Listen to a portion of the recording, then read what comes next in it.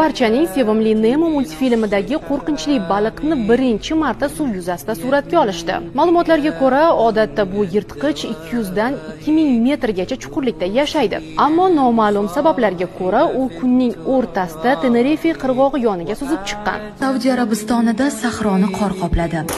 Saudiya Arabistoni shimolidagi Al-Jafr hududida qor va do'l yog'di.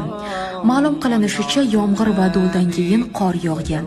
Meteorologlar qorni Arab dengizidagi past bosimli hududlarning kengayishi va ularning Ummon tomon siljishi bilan izohlamoqda. Pikaning NASA kompaniyasi olimlari Quyoshdan kelayotgan qandaydir tovushni sezishdi va uni 40 kun davomida eshitib, bu ovozlarni yozib olishdi.